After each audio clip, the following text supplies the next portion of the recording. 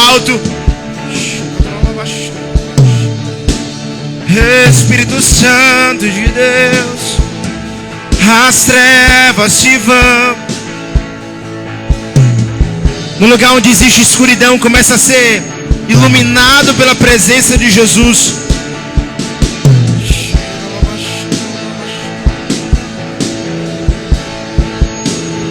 Espírito Santo de Deus,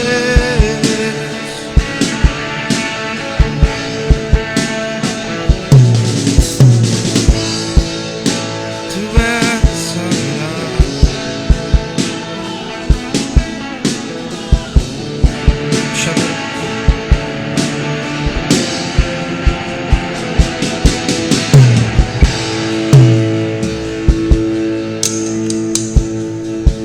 Espírito Santo, Espírito Santo, nosso pedido nessa noite é que o Senhor ministre os nossos corações. Espírito Santo, nosso pedido é para que nessa noite o Senhor fale conosco. O nosso pedido, Espírito Santo, nós já falamos muito, nós já suplicamos muito, nós já pedimos muitas coisas, mas essa noite fala conosco. O nosso coração é tendencioso a pedir, pedir e pedir, mas essa noite nós queremos te ouvir. Nós não queremos falar, nós queremos te ouvir. Para te ouvir nós precisamos do silêncio. Enquanto os ministros ministram algo, escute a voz do Senhor. Com seus olhos fechados, vamos lá. Nesse momento pessoas serão curadas. Pensamentos de morte começam a ser tirados a partir do silêncio, da canção que está sendo ministrada nesse lugar, do altar e do poder que está sendo liberado nessa casa. Com sua boca fechada e em silêncio, só escute a voz do céu falando dentro de você agora. Você veio em busca de alguma coisa, de uma resposta. Você veio em busca de alguma questão, e o Senhor começa a falar contigo agora.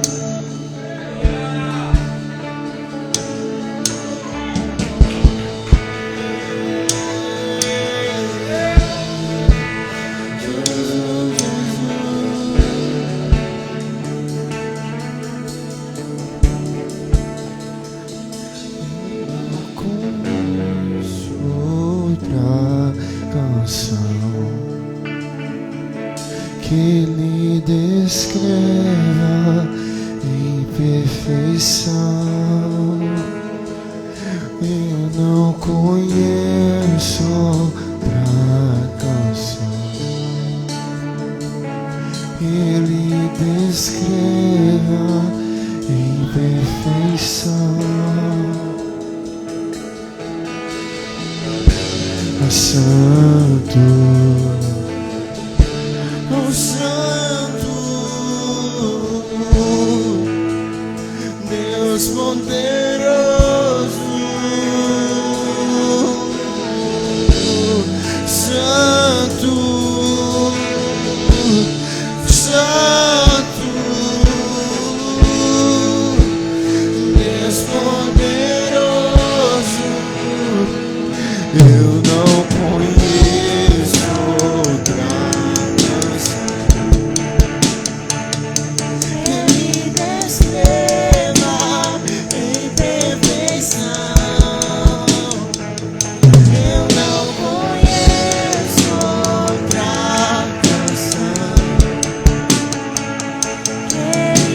escreva em perfeição. O Santo, o Santo, o Deus poderoso, o Santo, Santo, Deus poderoso, e não há outro igual, só tu és santo, santo. Nós te adoramos, Espírito Santo. Não há tu és santo, santo. Nós te adoramos, Espírito Santo. Nós te adoramos, Espírito Santo. Nós te adoramos, Espírito Santo, e entronizamos o seu nome. O seu nome é exaltado nesse lugar.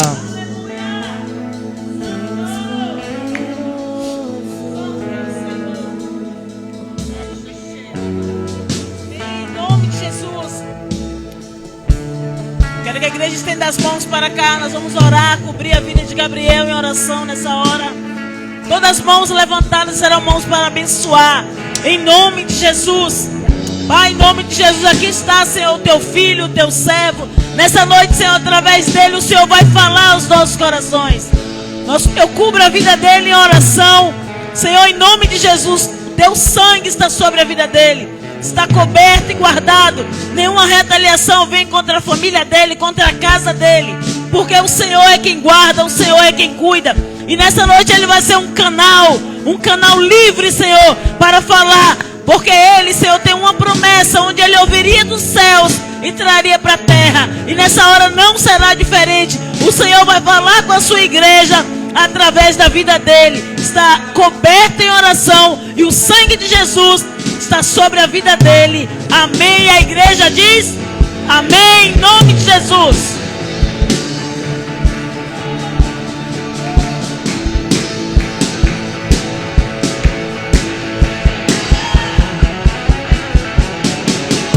Aleluia. Você pode aplaudir o Senhor Jesus?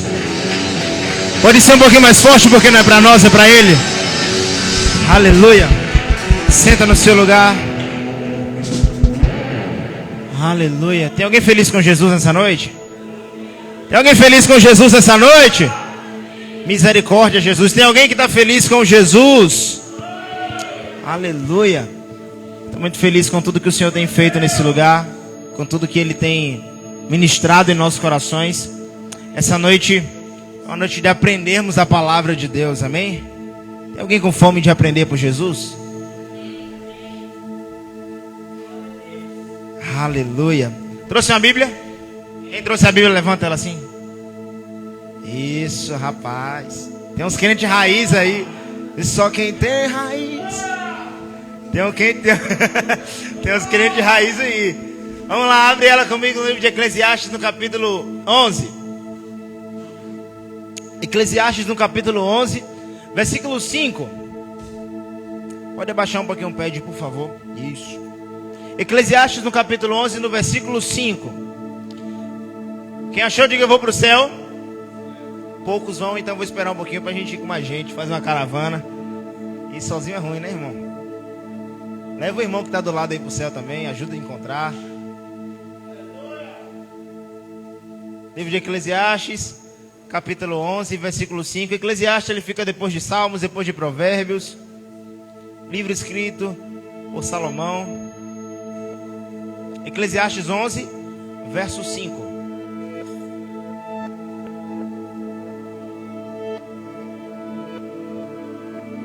Acharam?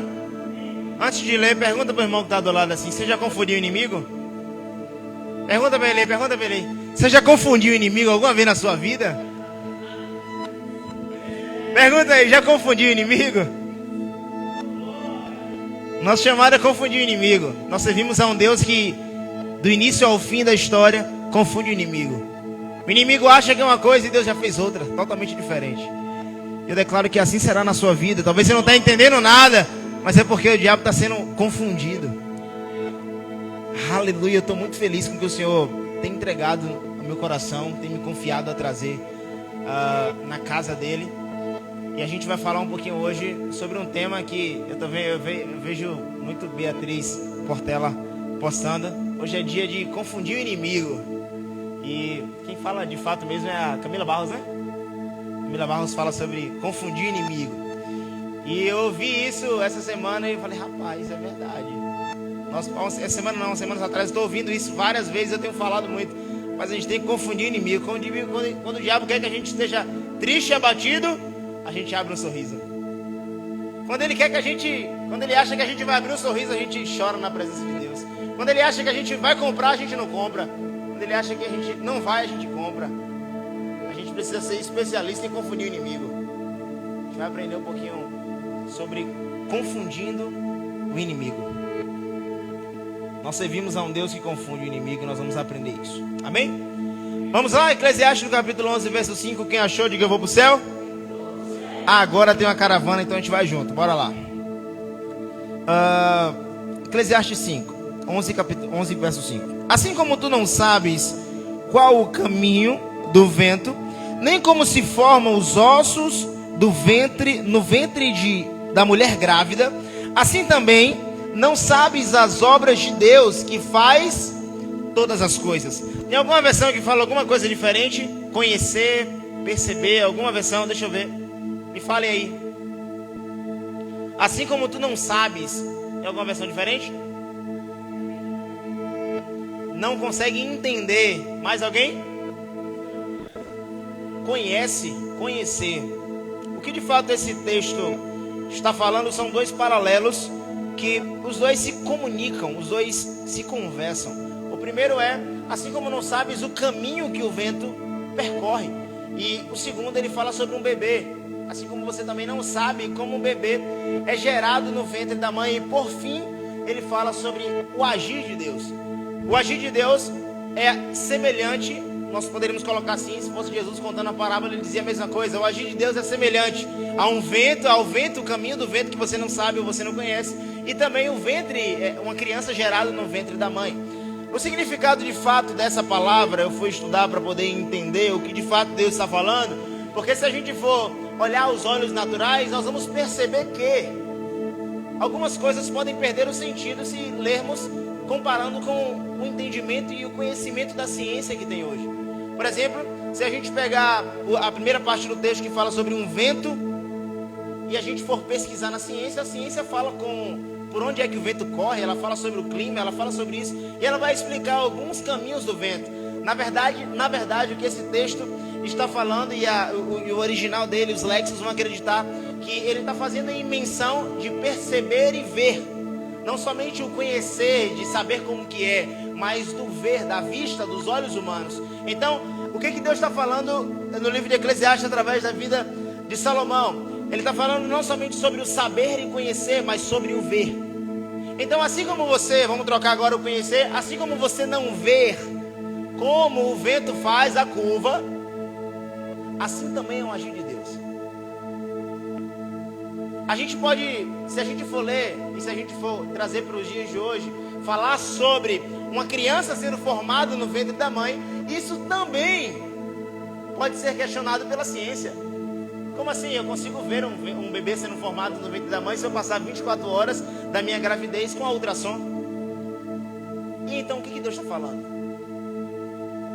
Ele está falando sobre uma vista, sobre a visão, sobre o visual, sobre o ver como que acontece. Você pode ver em parte o que acontece dentro do ventre da mãe, mas você não sabe de fato, em todos os momentos, o que acontece lá.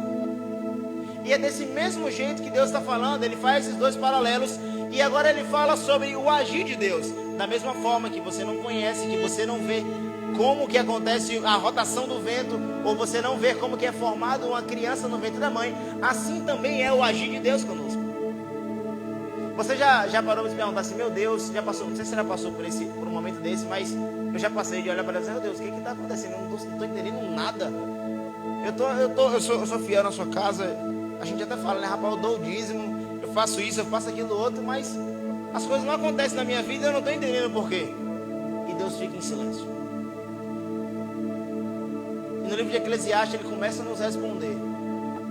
Assim como você não sabe, no popular, onde o vento faz a curva, assim também é o agir de Deus. Você pode não ver o vento, mas você sabe que ele está lá. Você pode não ver que o vento está passando e não vê, mas você sente o vento pegando em você. Você pode não ver como a criança está sendo formada, mas você sabe que está sendo. Por quê? Só porque você confia. Eu confio. Como é que você confia de fato? Como é que você sabe de fato que a criança vai nascer saudável? A gente tem uma esperança em Deus. Deus é contigo aí, a confiança é a gente. Eu não sei o que você está fazendo lá dentro da barriga, mas eu sei que eu confio.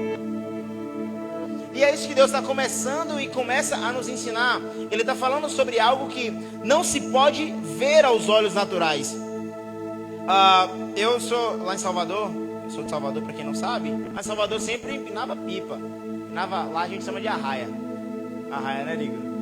Lá a gente empinava arraia. Uma hora a gente está empinando a arraia aqui, daqui a pouco o vento faz assim. Foi o que aconteceu. Eu não vi, não percebi, mas aconteceu. Assim é o agir de Deus. Não estou vendo, não estou conseguindo entender, mas aconteceu.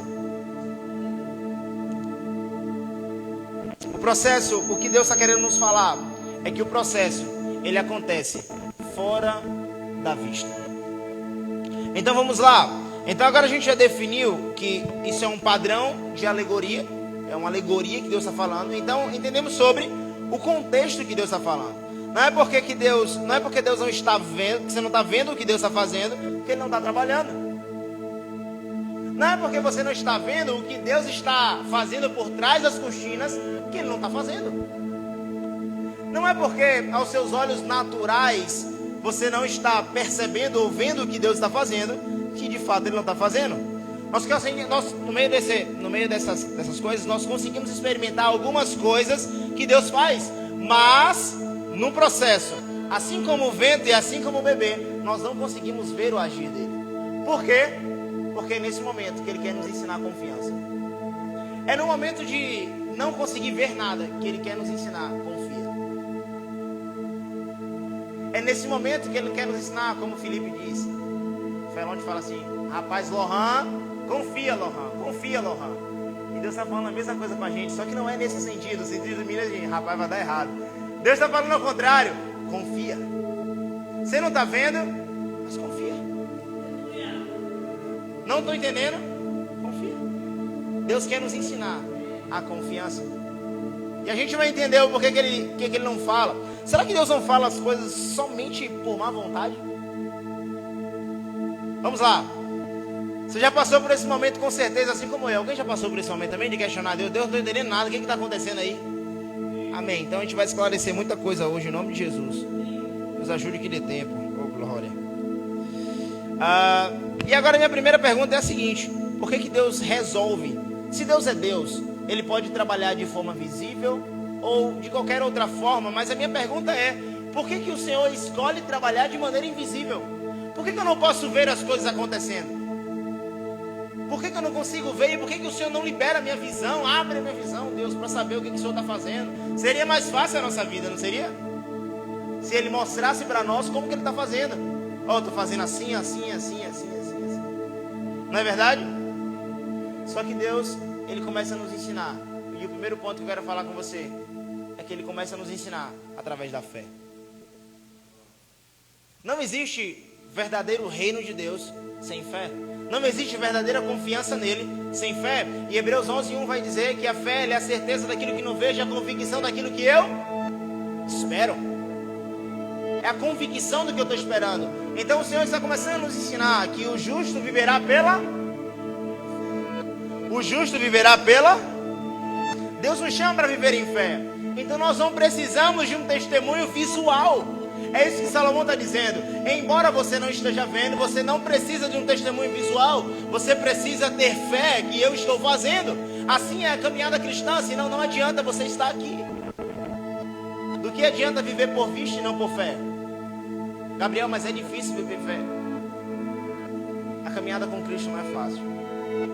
Embora nós escutamos muitos evangelhos pregados e muito reino de Deus adaptado, de que o evangelho é venha e conquiste tudo, na verdade é o contrário. Venha e conquiste de fato um tudo. Só que não é os bens materiais, é o tudo Ele.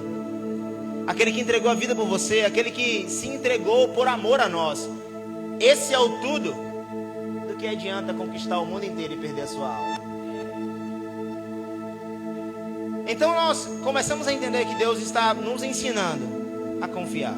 Não pelo que nós vemos, mas para agir por fé. Então podemos confiar que Ele continua trabalhando, mesmo que seja fora do nosso controle. E aqui está uma coisa difícil para nós: confiar quando não está nas nossas mãos, Confiar quando não se tem o controle de fato nas mãos.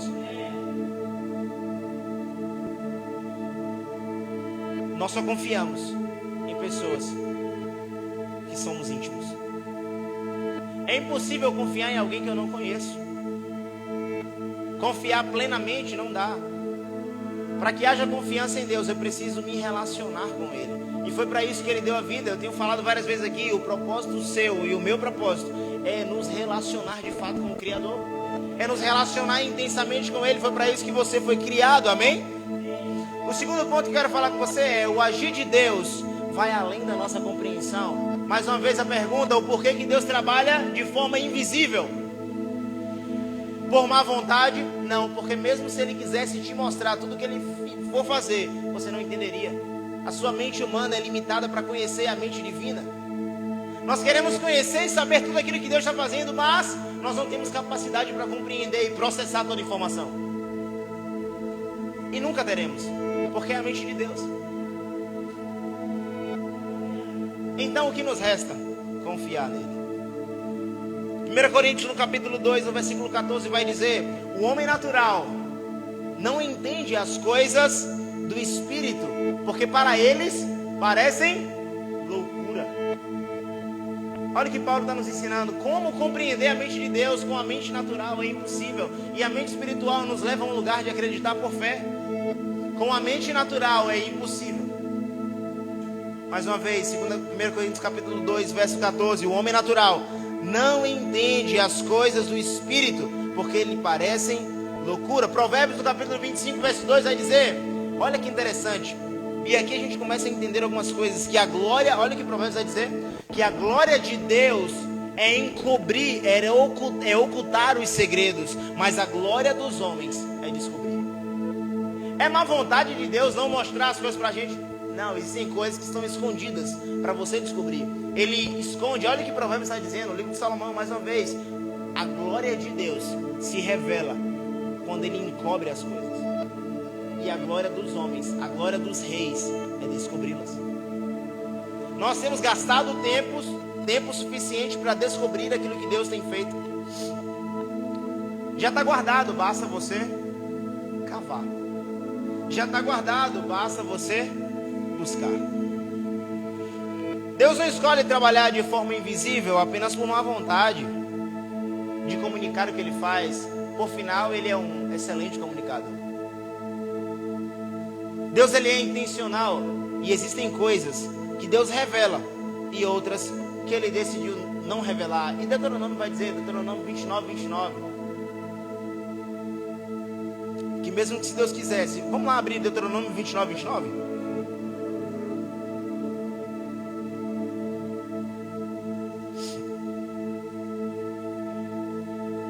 Os primeiros livros da Bíblia, depois do livro de Números, 29. Eu vou ler para a gente ganhar tempo. As coisas encobertas pertencem ao Senhor nosso Deus, porém as reveladas nos pertencem a nós e a nossos filhos, para sempre, para que cumpramos todas as palavras da lei. Olha o que Deuteronômio está dizendo, que as coisas descobertas pertencem a nós, mas as coisas encobertas pertencem a Deus, e é de direito dele não revelar. Se Ele revelar e nos mostrar o que Ele está fazendo no meio do processo, amém. Mas se Ele não revelar, está tudo bem. Ele tem todo o direito, afinal Ele é Deus. Você está comigo? Diga amém. E mesmo que se Deus quisesse explicar, Ele teria um problema grande. Como entender a mente de Deus? Como entender a mente que decidiu amar você? Como entender a mente que decidiu me amar? Como entender a mente que decidiu amar sem querer nada em troca? Como entender a mente de um Deus que decidiu entregar a vida por você, mesmo você todos os dias virando as costas para Ele? Então Ele teria um trabalho muito grande para que você entendesse Ele. E o terceiro ponto, e é aqui onde eu quero gastar um pouco mais de tempo da minha palavra. O terceiro ponto é: o diabo tem dificuldade para entender Deus. Ou melhor, ele não consegue entender Deus. Eu vejo muitas pessoas, e a gente vê isso muito, enaltecendo o diabo. Rapaz, o diabo é Jesus Cristo, está amarrado em nome de Jesus, não fala no nome do diabo não. E a gente coloca ele como um poder, como se ele tivesse a mesma força e o mesmo poder de Deus, quando na verdade não tem. Nós queremos colocar ele numa prateleira onde ele não está. Nós damos poder a ele ao qual ele não tem. Para informação nossa, o diabo ele não é onipotente, o diabo não é onisciente, o diabo não é onipresente. Ele não está em todos os lugares. Ele não sabe de todas as coisas. Ele não entende todas as coisas. E quando se trata de Deus, ele tem a maior interrogação da vida dele. A maior interrogação da vida dele é essa. O diabo não é isso tudo que muitos falam e temem. Mateus no capítulo 16, verso 13, vamos abrir? E aqui a gente vai aprender algumas coisas. Aqui a gente vai perceber, Mateus no capítulo 16, verso 13. Mateus 16, verso 13. Aqui nós vamos perceber que, por vezes, o diabo se encontra perdido no meio da história. Perdido no meio da palavra. No meio de tudo que Jesus conta, por vezes ele se encontra sem entender nada. Talvez você nunca percebeu isso, assim como eu, antes de me atentar. Mas, e muitas vezes, o diabo está perdido, não sabe o que está fazendo. E a gente vai descobrir isso. Amém? Vocês estão comigo ainda, gente? Aleluia, vamos lá. Mateus no capítulo 16, verso 13. Nesse texto, a Bíblia vai falar sobre o momento em que Jesus disse que ele precisa morrer. Jesus disse que ele precisa morrer, se entregar. E Pedro fala algumas coisas para Jesus. Vamos lá? Verso 13. E chegando Jesus às partes da Cesareia de Filipe, interrogou a seus discípulos, dizendo: quem dizem os homens ser o Filho do Homem? E eles responderam: uns João Batista, outros Elias, outros Jeremias, ou uns dos profetas. Disse ele: e vós? E vocês? Quem dizes que eu sou? E Simão Pedro respondendo disse: tu és o Cristo, Filho do Deus vivo. O que é que Pedro fala? Tu és o Cristo, Filho do Deus vivo. E então Jesus continua dizendo, eu vou contextualizar para a gente ganhar tempo. Então o texto continua dizendo, que Jesus olha para Pedro e diz assim: Pedro, não foi tu quem disse, mas o Espírito se apoderou de você e falou. Mais um pouquinho, o que está acontecendo aqui? Pedro está sintonizado na frequência correta. Pedro está sincronizado na frequência certa. Ele sincronizou na frequência do céu. Meu Deus, ele abre a boca e teve a revelação que todos os outros discípulos não tiveram. A revelação de que Cristo é verdadeiramente Filho de Deus. Mas não demora muito, Marcos. E mais um pouquinho na frente, Pedro ele sincroniza na frequência errada.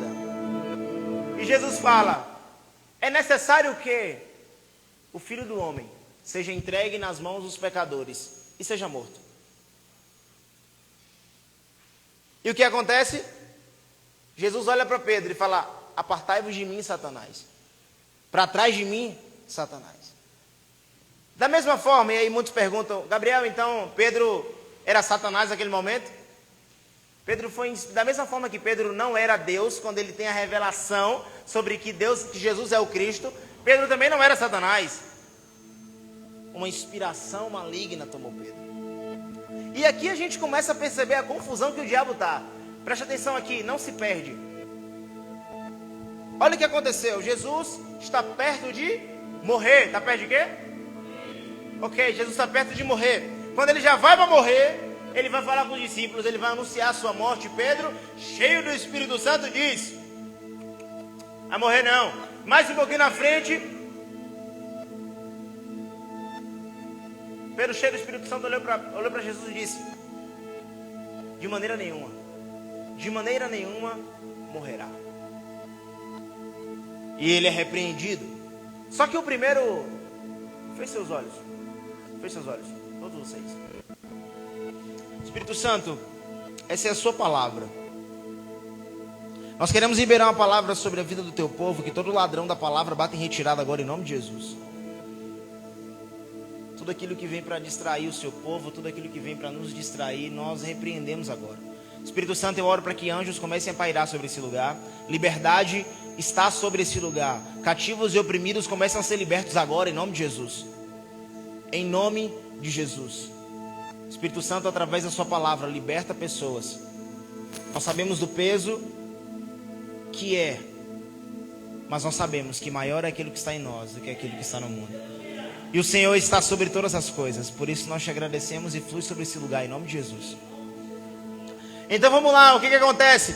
Pedro diz, primeiramente, que Jesus é Cristo.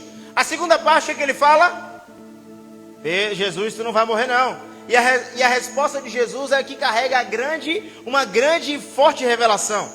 Jesus não responde a Pedro. Percebe que quando ele fala no texto, ele não fala: Pedro, para trás de mim. Não, ele fala: para trás de mim, Satanás. Porque ele está dando uma ordem a quem? Direta ao demônio. Ele está dando uma ordem direta ao diabo: para trás de mim. Aqui Jesus está trazendo uma revelação e entendimento, estabelecendo algo. Presta atenção, ele está estabelecendo algo aqui, que o nível de entendimento do diabo não está no patamar divino, mas no patamar humano. Ele não está entendendo aquilo que Deus está fazendo, não é algo divino, ele não está. Ele está estabelecendo que o nível de entendimento está similar ao dos homens. Vamos lá, o diabo não tem uma mente superior à nossa, preste atenção nisso. O diabo não tem uma mente superior à nossa. Talvez você nunca escutou isso. O diabo não tem uma mente superior à nossa. Falando em linguagens tecnológicas de computadores, né? O diabo tem o mesmo sistema operacional humano. Ele só tem um processador mais rápido. Se o homem não pode entender o que se passa na cabeça de Deus, o diabo também não pode. Se o homem não consegue entender o que Deus está fazendo, o diabo também não consegue. Ah, Gabriel, mas e aquela historinha lá que o diabo caiu e ele ainda é um anjo caído? Ok. A Bíblia fala no livro de Ezequiel, quando ele narra a queda de Lúcifer. Ezequiel no capítulo 28, verso 17. Se você quiser anotar para ler em casa, fica à vontade. Ezequiel no capítulo 28, verso 17, fala sobre a queda de Lúcifer. A Bíblia vai dizer que a queda de Lúcifer, Isa, não foi tirado toda a sabedoria de Lúcifer, mas que a sabedoria dele foi corrompida. Ou seja, ele não foi tirado total o conhecimento. Ele tem um processador de entender as coisas mais rápido do que nós. Mas isso não significa que ele está no mesmo nível de que Deus. E aqui a gente consegue entender algumas coisas. A sabedoria dele foi corrompida para o mal e não perdida. O diabo tem um sistema operacional muito igual ao nosso, mas o processador mais rápido. A forma de pensar é igual, só que a forma de processar é um pouco mais rápida. Se os homens não entendem o agir de Deus, naturalmente, o diabo não entende. Gabriel, isso é uma notícia boa? É. A notícia boa é que o diabo ele pode resistir, mas ele não é palho para o Senhor. A notícia boa é que ele pode até tentar, mas ele não se compara com a grandeza dele. Ele pode tentar, mas maior é o que está em nós do que aquilo que está lá fora. Efésios no capítulo 3, verso 8 vai falar um pouco sobre isso. Deus ocultou as coisas no passado para que nesse tempo revelar através, vamos lá, Efésios capítulo 3, verso 8. Tem alguém feliz com Jesus ainda aí?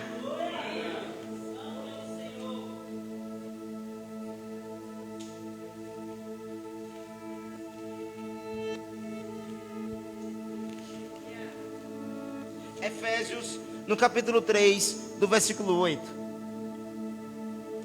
A mim, o mínimo de todos os santos, me foi dada a graça de anunciar entre os gentios, por meio do evangelho, as riquezas incompreensíveis de Cristo. Meu Deus! Lembra que eu falei agora há pouco que a glória de Deus é encobrir as coisas e a dos homens é revelar? Olha o que Paulo está dizendo agora. No livro de Efésios, no capítulo 3, no verso 8, ele diz: a mim, o mínimo, o menor de todos os santos, me foi dado a graça de anunciar esse evangelho aos gentios, as riquezas incompreensíveis. Aquilo que nós não conseguimos compreender, aquilo que o diabo não conseguiu compreender, Deus revelou a um coração de um homem chamado Paulo. Ele revelou e guardou algo para um momento específico. Deus ocultou as coisas no passado para nesse tempo revelar através da sua igreja a multiforme. Alguma versão fala, tem uma versão, se não me engano, Almeida, fala sobre a multiforme sabedoria de Deus. Ele revelou, ele guardou coisas do passado que outrora estava escondido, para que nesse momento ele revelasse a multiforme graça dele, a multiforme sabedoria dele através de você, que é a igreja. Então coisas, preste atenção nisso aqui, coisas que o diabo não sabia do passado, como que Deus ia revelar, ele decidiu revelar aos homens. Ele decidiu dar um presente a você, coisas celestiais, sendo reveladas em corações humanos. A sabedoria de Deus, olha, presta atenção, olha como Deus quer, olha como Deus não consegue, ele tenta uma palavra mais assim abrangente para a gente. A multiforme sabedoria de Deus, ou seja, tem muitas formas. Pode ser a maravilhosa, mas ele tenta usar, esse tradutor tenta usar a multiforme sabedoria de Deus, imprevisível, imensurável, infinita, enquanto o diabo está indo. Em outras palavras, enquanto o diabo está indo com a mente que ele tem, Jesus já está voltando infinitas vezes. Enquanto o diabo está achando que Deus está fazendo uma coisa, ele já fez inúmeras outras. É isso que Deus está tentando nos falar nessa noite. E se você ficar ligado, você vai pegar. O que Deus está fazendo aqui no livro de Efésios? Dizendo que guardou algo escondido para revelar através da igreja. Você já parou para se perguntar o que Deus quer revelar através de você? Já parou para perguntar isso? O que Deus queria era jogar na cara das potestades o momento em que a igreja, o reino de Deus, aparece como um fruto da sua multiforme e infinita sabedoria. E aqui a gente começa a aprender o Deus que confunde o inimigo. Qual que é, Gabriel, o Deus que confunde o inimigo? Vamos lá. No Antigo Testamento, se você for ler... Deus tem que horas? No Antigo Testamento, quando você vai ler e vai prestar atenção sobre o que está se retratando, se você tem mais tempo perto de mim, você já me ouviu falar que Deus sempre mostrou Jesus no Antigo Testamento. Amém? Só que no Antigo Testamento eles não tinham a clareza de que Jesus, o Filho de Deus, viria como um homem, carne, morrer por mim e por você. Não tinha essa clareza. Ele não tinha uma clareza sobre... Os homens antigamente não tinham essa clareza sobre o que ia acontecer. O que eles sabiam então, Gabriel? Eles sabiam que um reino seria estabelecido. Um reino seria estabelecido. E esse reino duraria para sempre. O ápice do que eles descobrem no Antigo Testamento, de quem que é Deus, do que aconteceria, qual que é, o que é esse reino, está lá no livro de Daniel, no capítulo 2. Você pode ler em casa para a gente não perder tempo, pode anotar também. Daniel tem uma revelação, o ápice da revelação sobre o que é um reino de Deus. Foi o máximo que eles conseguiram chegar. Qual que é a revelação, Gabriel? Está contando lá no livro de Daniel, no capítulo 2. O rei Nabucodonosor, preste atenção, o rei Nabucodonosor, ele teve um sonho. Gabriel, que sonho foi esse? Ele também não queria falar. Como assim? Mas ele queria que alguém revelasse. Já pensou você dormir à noite, teve um sonho, meu Deus, que sonho atribulado. E aí de manhã você vai na casa da pastora, pastora, eu tive um sonho e a senhora que vai revelar que sonho é. Não, mas você tem que me dizer qual foi o sonho, o que foi que você sonhou? Não, se é revelação mesmo. A estátua, ela tinha a cabeça da estátua, ela tinha 4 partes diferentes. A cabeça era de ouro, os braços e o peito de prata, o ventre de bronze e as pernas de ferro. Só até aí eu já acreditava. Eu não contei meu sonho, o cara já disse que o sonho é real mesmo. Não, tá bom, Daniel, mas ele precisava da revelação. E então Daniel conta que esse foi o sonho do rei. E ele conclui o sonho dizendo que, e no meio do nada, uma mão, que não era humana, jogava uma pedra nessa estátua, nos pés. E essa pedra nos pés derrubava toda a estátua. E a estátua virava pó. Sumia a estátua. E essa pedra se tornava uma montanha e cobria toda a terra. Essa é a revelação que Daniel tem do Evangelho. Daniel tem essa revelação. E fala para o rei. O rei fala ok. Mas o que significa, Daniel? O sonho é verdade, é esse mesmo. E o que esse sonho significa?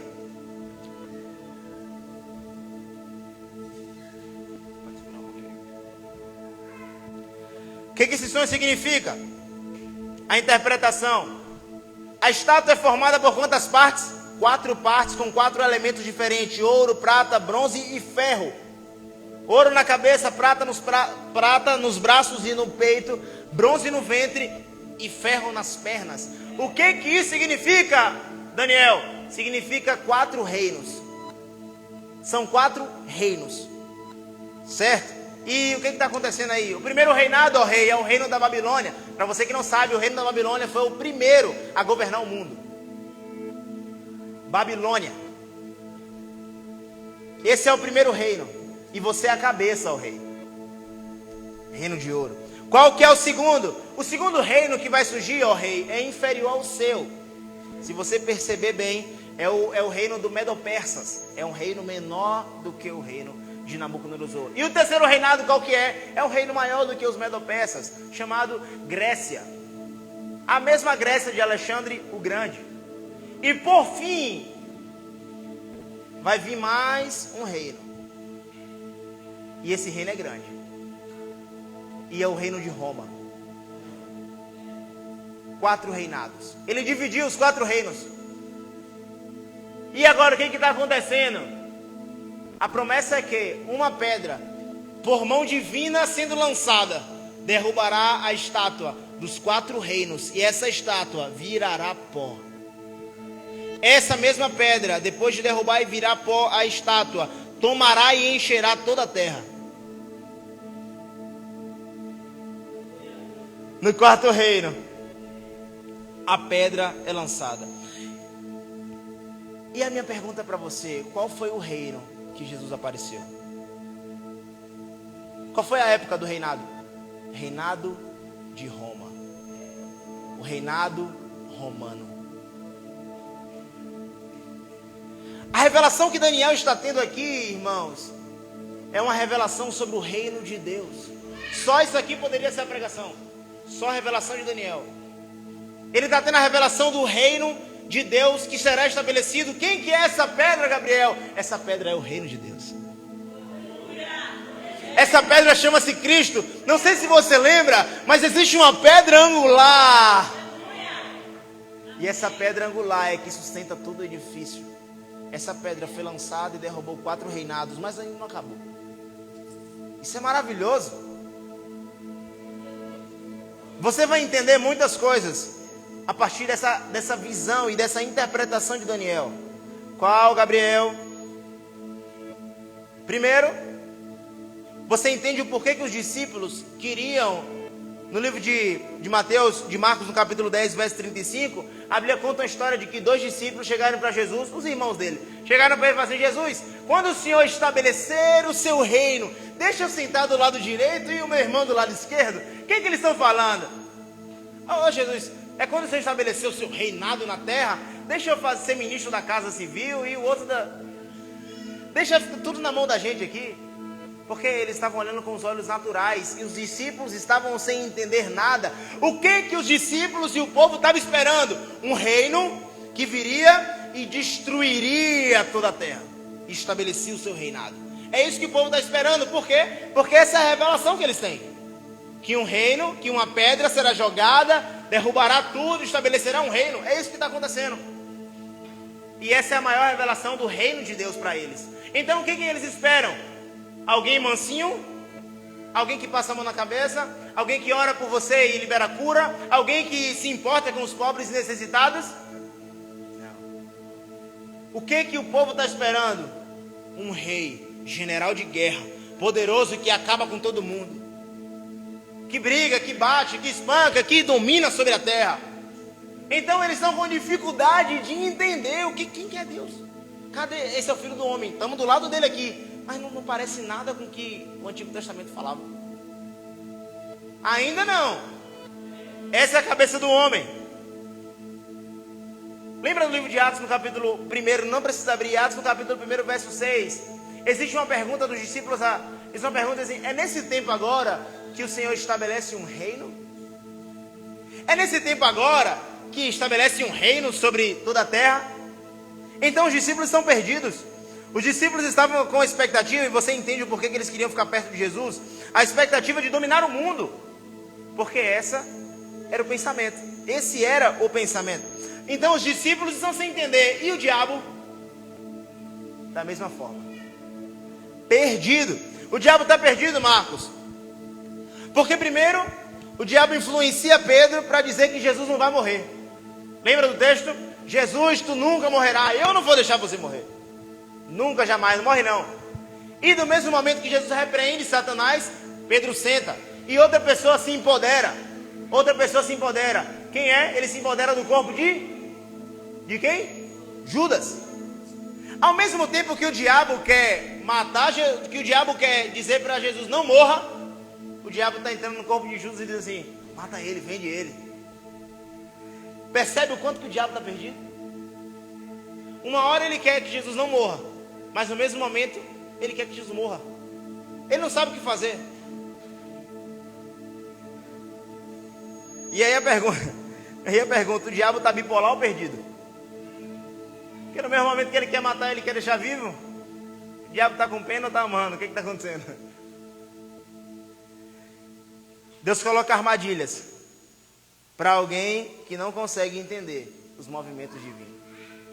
O diabo, sem entender, coopera para aqueles que amam e temem a Deus.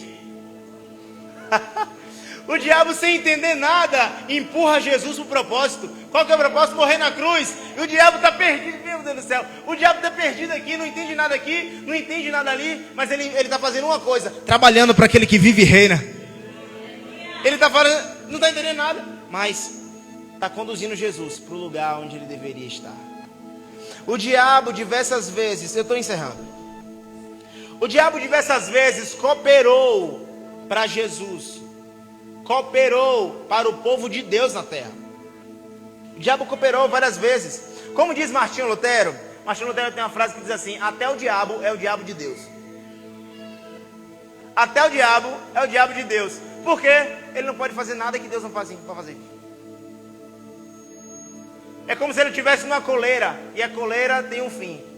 E a coleira está aqui, e ele vai tentar tocar em você, mas a palavra de Deus diz que o diabo está ao seu derredor tentando achar uma brecha para que possa tragar, mas os anjos estão ao seu redor, porque existe um limite que o Senhor estabeleceu. Existe um limite. Então o diabo está perdido. Quer ver um momento que ele está perdido na história? Na vida de José. José, ele tem um sonho. Qual foi o sonho de José? Que ele estaria num lugar alto e os irmãos estariam prostrados aos pés dele. E o que acontece? Ele conta isso para os irmãos. Os irmãos fazem o quê? Entra no quarto, pega José, joga na cova, vende para o Egito. José vai preso, daqui a pouco José está... Qual que era a expectativa do diabo? Preste atenção nisso aqui, eu já estou encerrando, gente. Eu sei que... Estou encerrando. Qual que é a expectativa do diabo? Que venha um reino para ser estabelecido. Então tudo que parece reino, ele vai tentar matar. Tudo que parece que é um reinado, ele vai tentar atingir. Ele vai virar um canhão para essa pessoa. E assim foi com José. José teve esse sonho. Parece um reinado, sim ou não? Ok. Então ele parece um reinado. Então o diabo vai começar a atacar José. Só que quando ele começa a atacar José, ele leva José para o lugar onde ele deveria estar, que é no reinado. Até o diabo. É o diabo de Deus. Gabriel, não estou entendendo nada da minha história. Fica tranquilo, que se o diabo está tentando você, ele está te levando para o lugar certo.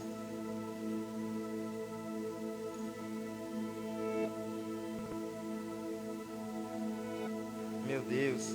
Oh, Jesus, eu queria Era para ser vigília hoje, meu Deus. A promessa, vamos lá. Eu quero acabar, eu prometo. A promessa de...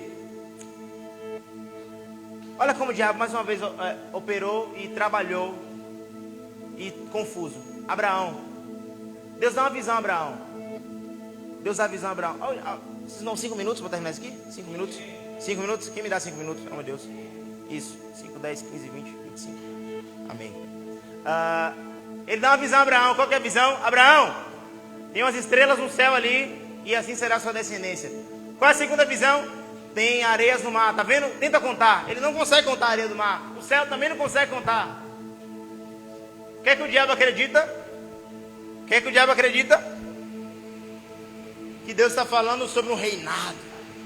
Então todo mundo que vem da descendência de Abraão, ele vai tentar matar. Deus diz, eu te darei como descendência tudo isso aí que você está vendo. João no capítulo 1, verso 11, diz que o Senhor veio para os seus e os seus não o receberam. O diabo está tentando matar de todo jeito. Ele não está entendendo nada. Talvez Abraão também nem entendeu. Mas olha o que Deus está dizendo. Ele está apontando para o livro de Romanos. O que diz o livro de Romanos? O livro de Romanos diz que ele veio para os seus. Cadê os seus que eu não estou entendendo aqui na visão de Abraão? Quando ele fala aqui, olha para a terra, tá vendo? Ele está falando sobre uma linhagem terrena. Ele está falando que Jesus vai vir para os seus e os seus não vão receber. Mas cadê agora as estrelas do céu? Mas existe um gentio chamado você. Existem dois tipos de pessoas, dois tipos de linhagem. Existem as pessoas da terra, carnal, judeu, mas também existem aqueles que foram enxertados na videira, assim como diz o livro de Romanos no capítulo 11. Fomos enxertados na videira. Na visão natural, na época, estava incompleto, mas Paulo revela. O diabo pensa em matar tudo aquilo que parecia um reino. Olha que momento, agora eu encerro de verdade. Olha que momento, no final de tudo. Quando Jesus morre na cruz, o diabo percebe o quê? Que ele cooperou para Jesus morrer na cruz. Ele só entende que Jesus, o reino, era outra coisa quando Jesus morre na cruz, quando o propósito se cumpriu na vida de Jesus. É o momento que ele entende, meu Deus, eu matei Jesus, eu ajudei. Nesse tempo todo, o reino que ele estava falando, que ia destruir os reinados daquela época, era um reino maior e muito maior. Eu ajudei, eu cooperei. E agora, o que eu vou fazer? Por meio da igreja, Deus está revelando a sua multiforme sabedoria. Por meio da igreja, tem igreja aí? Por meio da igreja, Deus está revelando a sua multiforme sabedoria. No livro de Atos, no capítulo 1, verso 8, a Bíblia vai dizer que os discípulos recebem uma orientação. Vão e preguem na Judeia, Samaria e até os confins da terra. A Bíblia está falando sobre progressão. É aqui, é como se estivesse falando em Ceabra, é em Salvador, é na Bahia, é em São Paulo e até os confins da terra. É isso que a Bíblia está falando. E essa é a ordem. Eles não podiam sair do lugar porque a ordem era ficar, os discípulos, mas pessoas vinham de todos os cantos para ficar perto. Tanto que quando Pedro prega, mais de 5.000 almas se convertem, amém? Ok, mas olha o que acontece. Eles não podem, os apóstolos não podem sair, mas pessoas vêm. Eles vieram, se converteram, aceitaram o reino de Deus. E agora a promessa é: vá, prega o evangelho na Samaria, Judeia e até os confins da terra. Como que eu vou fazer isso? Agora o diabo vai pensar em alguma estratégia para tentar parar a igreja. E é o momento onde Deus revela a sua multiforme sabedoria. Como, Gabriel? Começa uma grande perseguição na igreja. No livro de Atos, no capítulo 8, começa a grande perseguição. E a Bíblia diz, no livro de Atos, no capítulo 8, verso 1, no verso 4 ele ainda vai ser mais enfático, quando ele vai dizer que as pessoas se dispersaram. As pessoas se dispersaram. Quais? As que estavam no dia de Pentecostes. Qual que é a promessa? Espalhar o evangelho na Judeia, Samaria e até os confins da terra. Olha como o diabo está perdido. Olha como o diabo está perdido. Agora, a perseguição começa, o diabo vira um canhão para a igreja de Cristo. E agora a igreja de Cristo está sendo perseguida. E eles se espalham por toda a parte do mundo. E a Bíblia diz, no livro de Atos, no capítulo 8, no verso 4, que eles começam a pregar o evangelho enquanto eles estão sendo perseguidos. Meu Deus, olha o que o diabo está fazendo. O diabo está perseguindo a igreja. Está perseguindo a igreja, mas está cooperando com Deus. O diabo está perseguindo a igreja, mas está falando assim, ó, vai todo mundo, afasta todo mundo. Você tem um evangelho dentro de você hoje, porque o diabo ajudou. É difícil ouvir, né? Às vezes a cabeça dá um... O diabo ajudou. Porque até o diabo é de Deus. Então do que você tem medo? Por que você tem medo? Porque teme. Se maior é o que está em você do que o que está lá fora.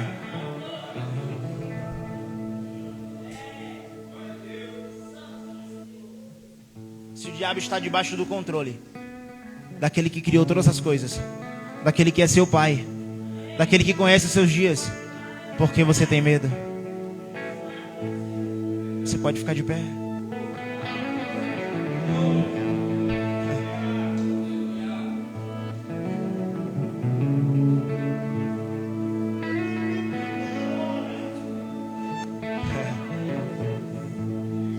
No livro de Apocalipse, no capítulo 20, a Bíblia vai dizer que somente um anjo descerá, prenderá Satanás durante 1000 anos. Não são vários anjos, não é Miguel com a sua força e todos os anjos. É um só. É um só. Vai descer e prender Satanás. Maior é o que está em você do que o que está lá fora.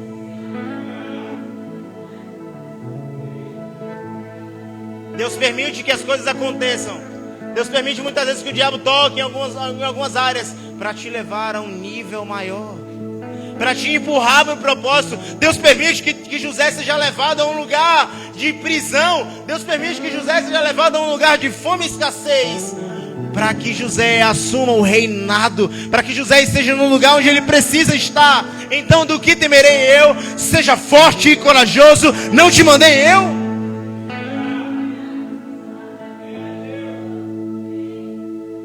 Jesus permite, mas não abandona.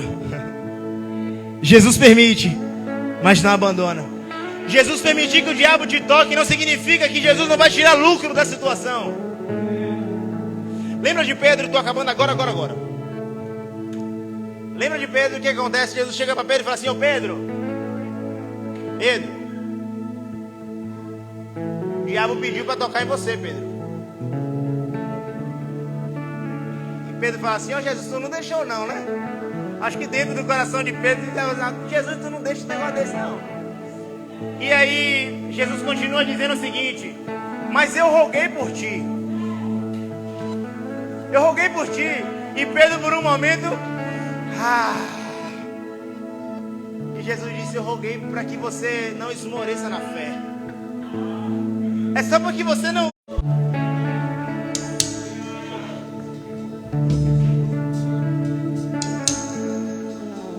Espírito Santo, nós queremos confiar em Ti.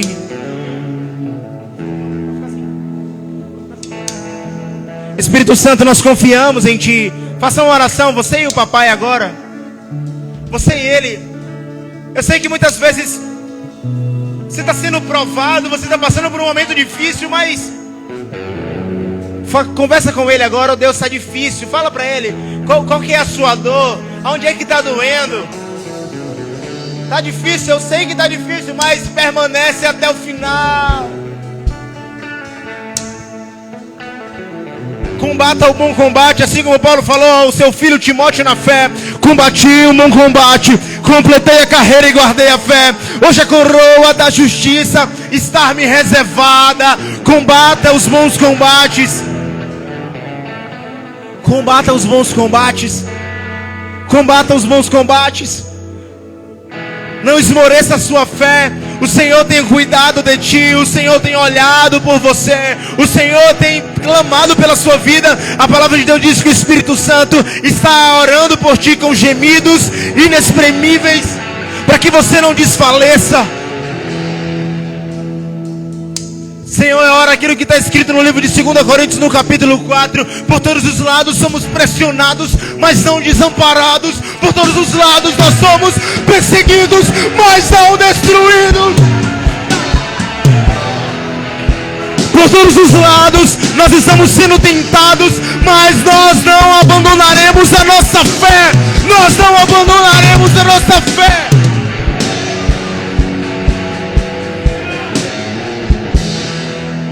Eu sei que tem sido difícil, mas permanece fiel e firme.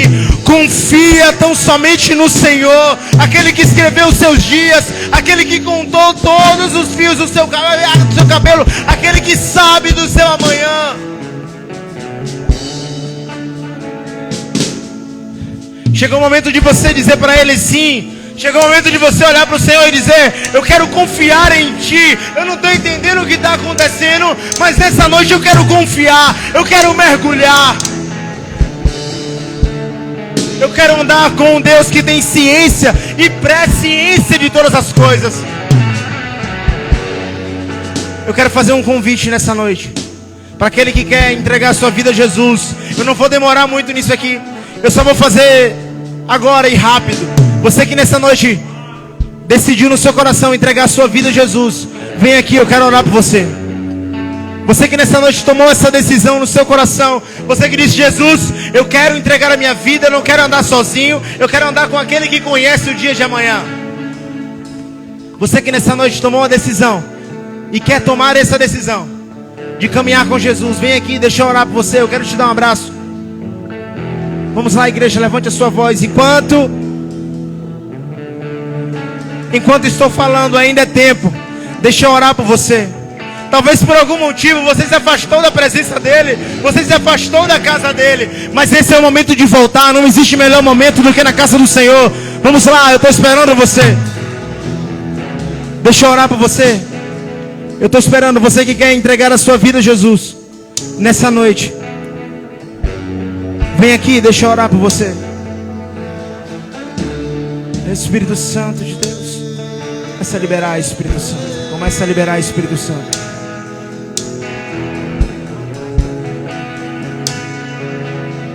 Nós vamos ministrar essa canção, e enquanto ministramos, é a sua oportunidade. É a sua oportunidade de entregar a sua vida a Jesus.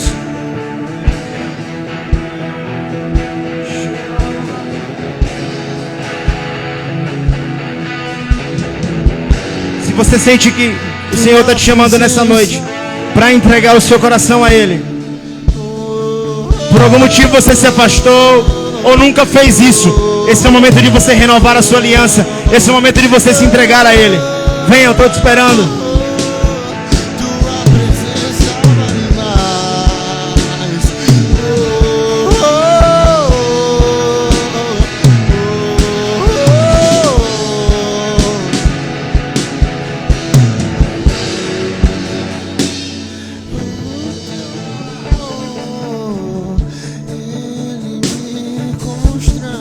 A minha oração é para que o Senhor te dê uma nova oportunidade.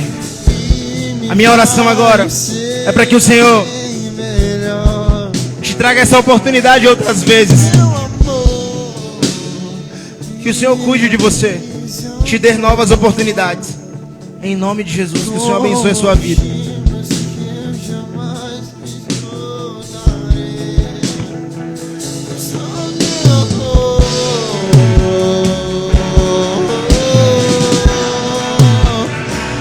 Você pode aplaudir ao Senhor Jesus? Vamos lá, levante uma salva de palmas a Ele.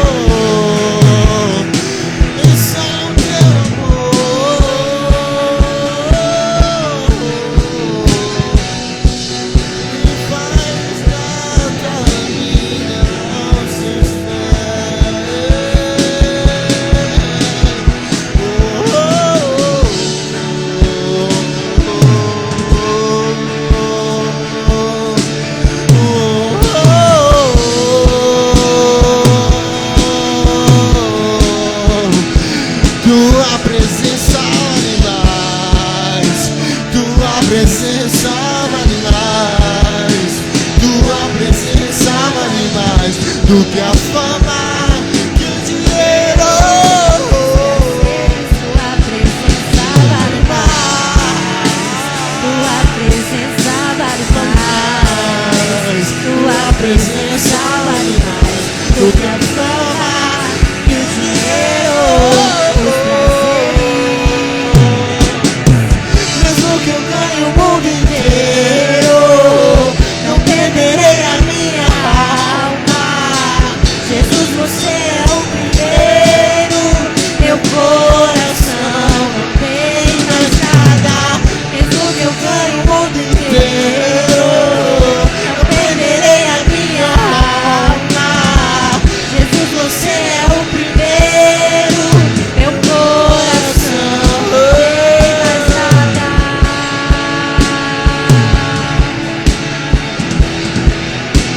Não tem mais nada.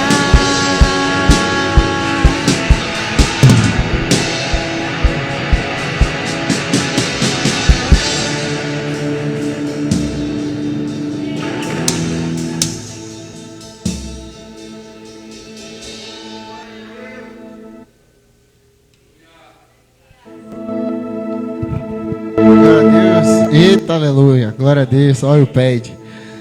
Glória a Deus, aleluia. Vamos àquele momento que é tão especial, que é o momento das ofertas, que pra mim tem uma pessoa que eu fico copiando, que eu não vou mentir. Vini é excepcional fazer isso daqui, não tem como. Vini começa a fazer a oferta, eu quase choro pra dar oferta, meu filho. É nessa pegada. Eu não vou conseguir chegar aos pés do mestre, mas... então, o homem tem todo um processo que ali é complicado. Mas amém, no momento de oferta eu gosto sempre de trazer uma palavra para não falar que é algo, não, você está dando dinheiro para o pastor, como muitas pessoas lá fora acreditam, mas tudo que a gente faz tem um propósito, tem um motivo, e a Bíblia sempre nos fala isso. Então, como está escrito em Lucas 6,38, deem e será dado a vocês uma boa medida, recalcada, sacudida, transbordante, será dada a vocês, pois a medida que usarem também será usada para medir vocês. Então, a medida como nós nos entregamos na casa do Senhor, não digo somente a oferta, mas digo também de sermos igreja, além dessas quatro paredes, mas aqui também, sermos atuantes, diz muito sobre o que iremos receber. Então, o que estamos entregando para as pessoas lá fora? Eu sei que é o momento da oferta, mas nós bebemos todos os dias, todas as quartas e todos os domingos, dessa unção que vem dessa casa. E o que nós temos entregado para as pessoas que estão lá fora. Então, realmente essa medida está sendo transbordante na vida de outra pessoa? Será realmente que a gente está entregando o de melhor que a gente tem recebido aqui? Então que não venha pensando que, não, eu só vou deixar um dinheiro aqui e aí acabou e acabou a oferta. Não é isso.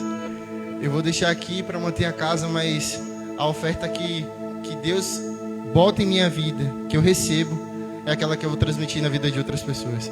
Então nunca pense que o momento da oferta é só, não, eu vim entregar aqui e tal. Não, a gente está ajudando a manter essa casa, mas Deus também nos abençoa numa medida transbordante, recalcada. Então, se você quiser, pixes nas paredes, nas cadeiras e o envelope está no seu assento, ok? Feche seus olhos, vamos orar, amém? Pai, te agradecemos porque o Senhor é maravilhoso, o Senhor é bondoso para com nossas vidas, o Senhor provê o que precisamos e além do que precisamos, e somos gratos para isso. E esse é o momento que expressamos nossa gratidão, não somente em palavras, mas também em um gesto, que é um gesto tão lindo, que o Senhor nos permite usar os outros 90% do que nós dizemos que é nosso, mas o Senhor nos deu. Então, Senhor, te agradecemos porque o Senhor é bom demais para nossas vidas, o seu sacrifício na cruz foi mais que perfeito, e o Senhor nos abençoa e ama nos dar presente. Então, Senhor, nos mantém essa casa, que o Senhor possa vir nos abençoar em uma medida recalcada, sacudida e transbordante cada vez mais em tua presença. Em nome de Jesus, amém. Traga sua fé.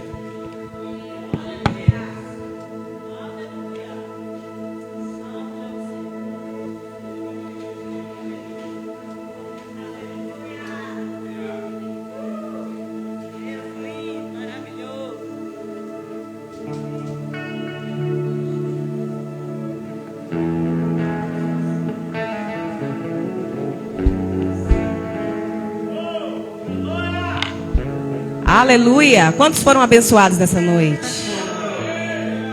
É impossível estar diante da presença de Deus, ouvindo a sua palavra e sair igual você entrou. A gente sempre sai muito mais edificado. E a gente se enche para fazer isso que a Mercinho falou, para transbordar lá fora, na vida do nosso próximo, na vida do nosso irmão. Nós temos mais momentos de transbordo aqui. E depois de hoje, que é quarta-feira, nós temos um encontro no domingo. Domingo à noite temos culto. Amanhã? Domingo pela manhã. Esse domingo é a nossa ceia. Então é um domingo especial. Nós temos 2 cultos. O primeiro culto é pela manhã, é o culto de ceia.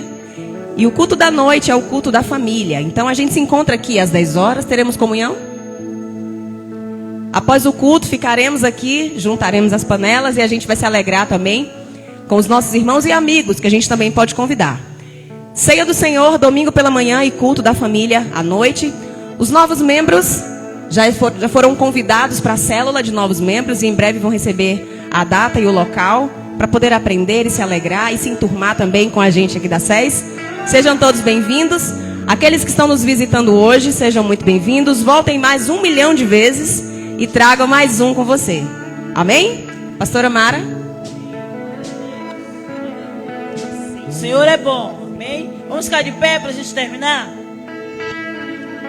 Aleluia. Amém? Vamos orar para terminar, mas eu quero 2 minutinhos depois daqui que eu terminar de orar com Juan, com Gabriel, com Zileide, com Rejane e com Jéssica. Amém? 2 minutinhos aqui. Amém? Vamos orar então? Pai, em nome de Jesus, obrigado, Senhor, por essa noite, por essa palavra. Obrigado porque é o Senhor que faz do jeito que o Senhor quer, como o Senhor quer.